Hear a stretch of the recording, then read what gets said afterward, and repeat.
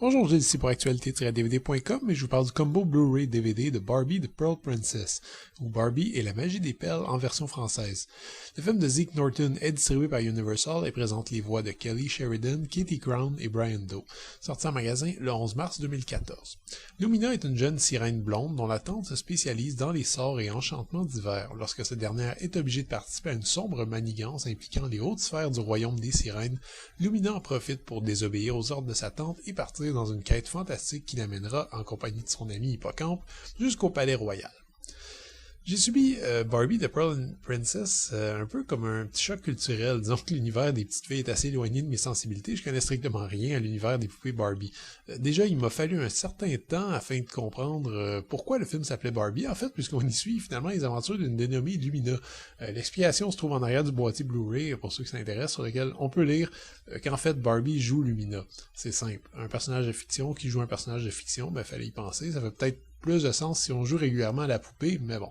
Bref, vous aurez deviné qu'on n'a pas à faire ici à une grande œuvre d'art, on est loin du cinéma d'animation d'Hayao Miyazaki par exemple.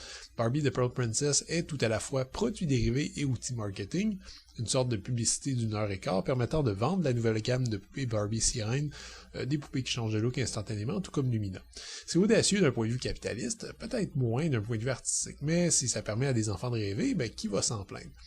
Eh bien, tout dépend de votre aptitude à passer outre le fait que ce truc a été conçu fondamentalement pour convaincre les 10 enfants d'acheter des jouets.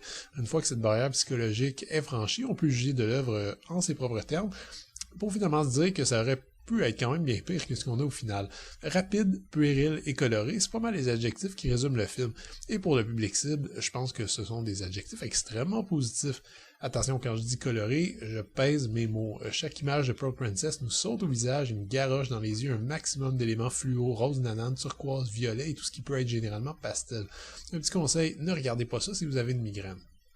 Autre détail, l'animation est globalement assez fluide, c'est normal, mais les mouvements sont aussi un peu raides. On n'a pas affaire à une production à gros budget, ça aussi c'est normal, et sincèrement, ça m'a pas dérangé plus que ça. On est quand même, après tout, en présence d'un film qui m'enseigne des poupées de plastique, théoriquement. Sauf que là où ça commence à irriter un peu, c'est quand on se rend compte que tous les personnages sont présentés par les mêmes 2 ou 3 modèles infographiques. Attendez-vous donc à retrouver 10 ou 15 personnages qui ont le même visage avec des coupes de cheveux différentes.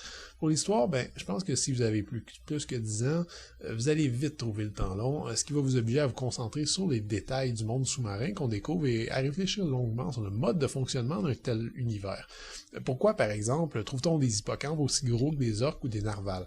Pourquoi les souverains de ce système monarchique, qui semble être le système politique adopté par les sirènes, semblent posséder un pouvoir magique sur les perles? Et si c'est le cas, pourquoi le frère du roi ne semble pas le posséder, ce pouvoir? Est-ce que les poissons, les mollusques et les crustacés ont accepté volontairement de vivre dans une société gouvernée exclusivement par des sirènes, ou leurs nations ont-elles plutôt été annexées par la force?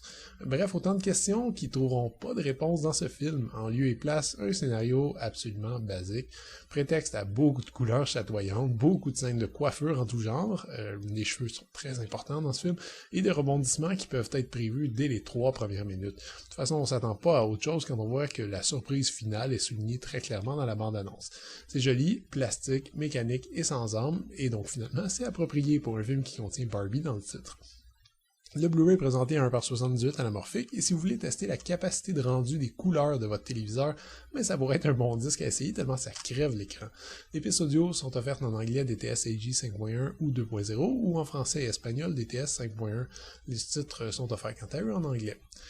Comptez pas sur beaucoup de bonus pour vous divertir, on a droit à 2 vidéoclips pour les chansons Mermaid Party et Light Up the World qu'on entend pendant le film. Ce sont 2 chansons pop hyper sucrées, quasi J-pop en fait, particulièrement Mermaid Party qui rentre dans votre tête et qui refuse obstinément d'en sortir. Je suis quand même déçu que les vidéoclips ne reprennent que des images du film sans aucun contenu original.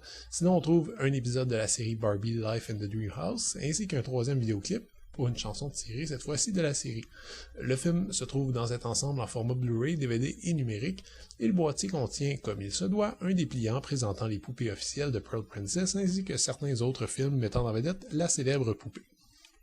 Barbie est née en 1959, il y a plus de 60 ans, mais le Blu-ray de Pearl Princess nous prouve que le jouet de Mattel a su se renouveler jusqu'au 21e siècle.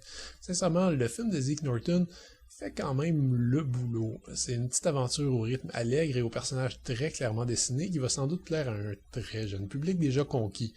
Je trouve toujours un peu louche de nous vendre ce qui est en somme une publicité étendue, mais je crois qu'on est là, je pense qu'on en est là en tant que société. Après tout, il y a Lego le film qui est sorti au cinéma.